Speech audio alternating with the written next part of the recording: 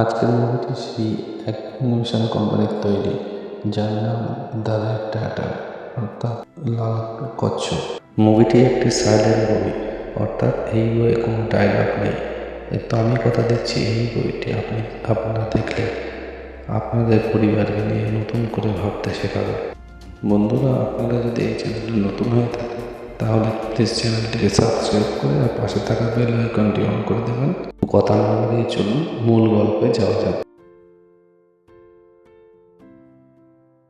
একটি লোক গভীর সমুদ্রে ঝড়ের কবলে পড়ে এবং ঝড়ের তীব্রতা এতটাই বেশি ছিল যে সে জলের মধ্যে তলিয়ে যায়। পরদিন সকালে যখন তার জ্ঞান ফেরে, সে তখন একটি দ্বীপে নিজেকে দেখতে পায় এবং চারিদিকে ছোটাছুটি করেও কোনো দিশাহারা অবস্থায় সামনে জঙ্গলের দিকে এগোতে থাকে। ভয় পেলেও সাহস করে সেই জঙ্গলের মধ্যে ঢুকে যায় এবং ঢুকে গিয়ে সেখানে একটি জল দেখতে পায় এবং সেই জলটি খেয়ে সে তার তৃষ্ণা মেটায়। হঠাৎই সেই সময় বৃষ্টি চলে আসে। সে জঙ্গল থেকে বেরিয়ে একটি ঢিবির ওপরে দাঁড়িয়ে পাহাড়ের উপরে থেকে সে চারিদিকে দেখতে থাকে। যতদূর তার চোখ যায় শুধু দেখে জল আর জল। সে কি করবে বুঝে পায় না। সে আবার জঙ্গলের ভিতরে ঢুকে যায়। গভীর জঙ্গলের ভিতরে ঢুকে যেতে যেতে সে একটি পুকুর দেখতে পায়। সেই পুকুরে সে নেমে পড়ে এবং এই বুঝে সে আশ্বস্ত হয় যে অন্তত বেঁচে থাকার জন্য কিছু খাবার এখানে পাওয়া যায়। সে সেখানে কাছ থেকে কিছু ফল করে খেয়ে নেয় এবং আবারও সেই জঙ্গলের বাইরে এসে পাহাড়ের উপর উঠে সমুদ্রের দিকে দেখতে থাকে। হঠাৎ এসে তার চোখ পড়ে একটি কাঠের বাক্স তার দিকে ভেসে আসছে। সে তখনই সেখান থেকে লাফ দিয়ে নেমে পড়ে এবং একটি ভেলা বানিয়ে তার উপর উঠে পড়ে, কিন্তু কোনো একটি জিনিস তার ভেলাটি ভেঙে দেয়। সে আবারও বিষণ্ণতায় সমুদ্রের তীরে চলে আসে এবং খুব কষ্টে দুঃখে সমুদ্রের ধারে বসে থাকে। তারপর সে সেখানেই ঘুমিয়ে পড়ে। হঠাৎই দেখে যে দূরে চারজন বাজনা বাজাতে আসছে। সে তখনই সেখানে ছুটে যায় এবং সেই জিনিসটির সঙ্গে সঙ্গে সেখান থেকে ভস্ম হয়ে যায়। হঠাৎই সে বুঝতে পারে যে সে স্বপ্ন দেখছিল।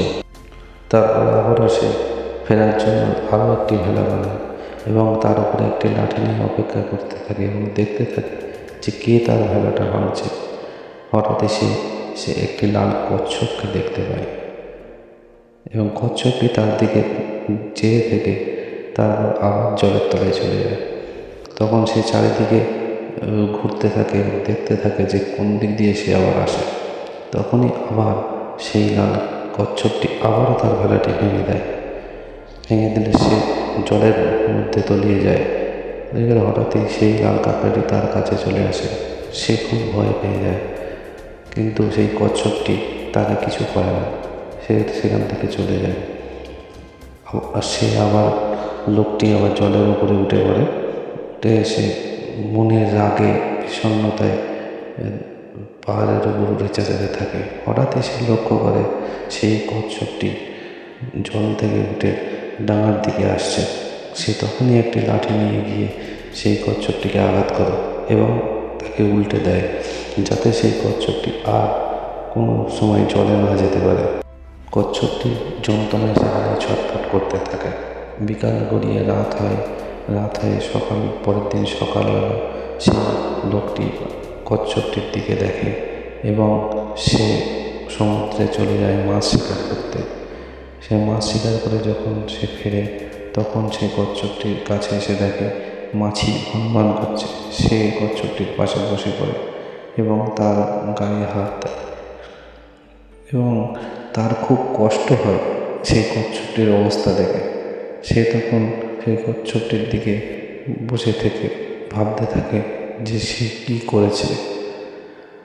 সে অনুতপ্ত হয়ে সে বসে থাকে। হঠাৎই দেখে কচ্ছপটি শূন্যর দিকে উঠে চলে যাচ্ছে। সে অনেকবার ধরার চেষ্টা করেও সেই কচ্ছপটি ধরতে পারে না। তারপরে সে হঠাৎই ঘুম ভেঙে যায় তার। সে দেখল যে স্বপ্ন দেখছে। সে তখন খুব চেষ্টা করেও সেই কচ্ছপটিকে সোজা করতে পারে না। তখন সে একটি পাত্র নিয়ে সমুদ্র থেকে জল এনে এনে তার মুখে দিতে থাকে। তবু সে কোনো রেসপন্স পায় না। তখন সে তার পাশে বসে থাকতে থাকতে সেখানে ঘুমিয়ে পড়ে। হঠাৎই তার খোলস ভাঙার শব্দ শুনে তার ঘুম ভেঙে যায়। সে তখনই তার দিকে তাকিয়ে থাকে এবং দেখে যে একটি সুন্দর মেয়ে সেই ক্রস ভেঙে বেরিয়ে আসছে। সে তখনই তাড়াতাড়ি দেখে যে মেয়েটি জীবিত আছে। সে তাড়াতাড়ি জল আনতে যায় এবং জল এনে সে মেয়েটির গায়ে ছিটিয়ে দেয়। লোকটি দেখে প্রচণ্ড রোদ সেই মেয়েটির গায়ে এসে পড়ছে। সে তখনই জঙ্গল থেকে কাঠ এনে সে একটি মাচা তৈরি করে সে একটি ছাউনি করে দেয় যাতে মেয়েটির গায়ে রোদ না লাগে। তারপরে সে লোকটি তার পাশে বসে থাকে। পরদিন সকালে আবার লোকটি জঙ্গলের ভিতরে যায়। সেই সময় মেয়েটির জ্ঞান ফিরে আসে এবং লোকটি যখন জঙ্গলের থেকে বাইরে আসে তখন সে দেখে সেই ক্রসটির মধ্যে সে মেয়েটি নেই। সে চারিদিকে খুঁজতে থাকে এবং খুঁজতে থেকে চারিদিকে কোনো দিকে সে খুঁজে পায় না। এবার জঙ্গলের ভিতরে দেখে তার পায়ের ছাপ। সেই পায়ের ছাপ অনুসরণ করে চারিদিকে ঘুরে খুঁজতে থাকে, কিন্তু তারপরেও মেয়েটিকে খুঁজে পায় না।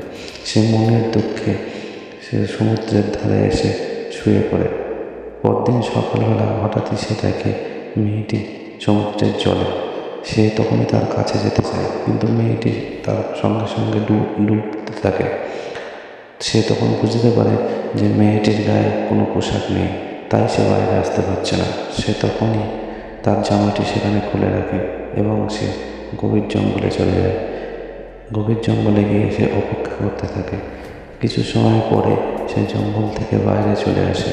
এসে সমুদ্রের ধারে এসে সে কিছুই দেখতে পায় না। সে চারিদিকে খুঁজতে থাকে, কিছুই দেখতে না পেয়ে সে পাহাড়ের উপরে উঠে বসে।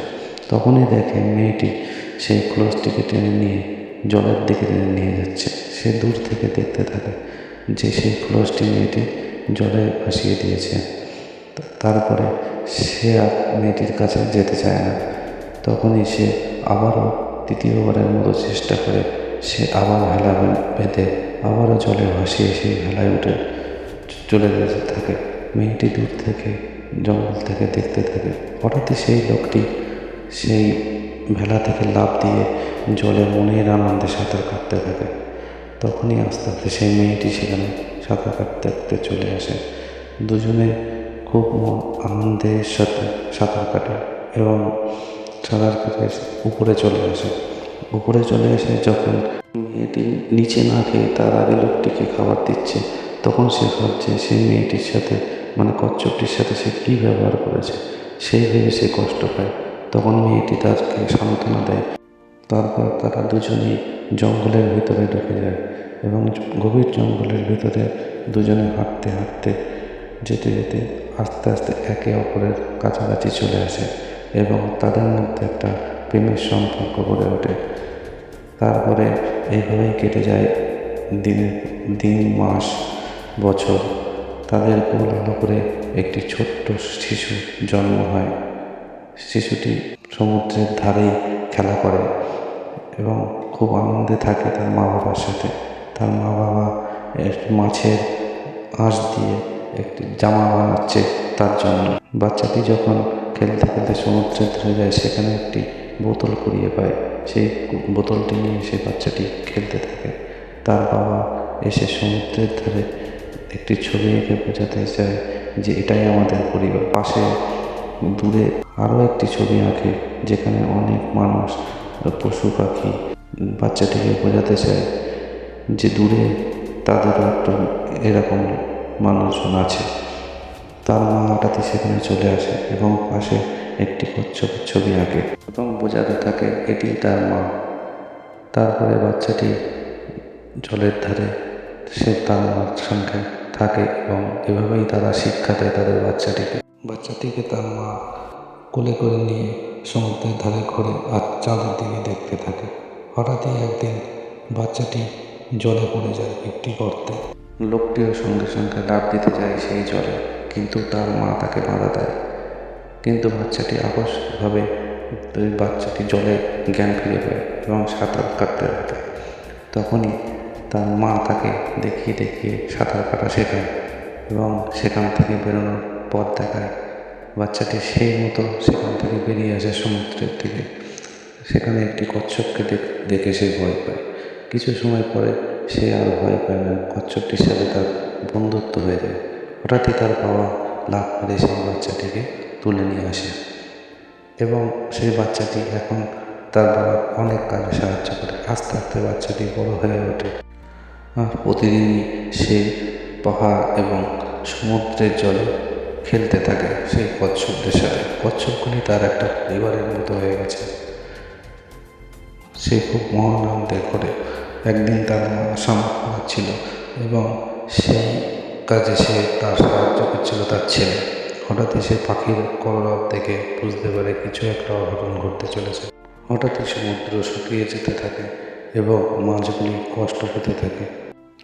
হঠাৎই একদিন লোকটি সমুদ্রের জলে বিপদে পড়লে সেই ছেলেটি তার বাবাকে উদ্ধার করে। তখনই তার স্ত্রী তার উপরে ঝাঁপিয়ে পড়ে।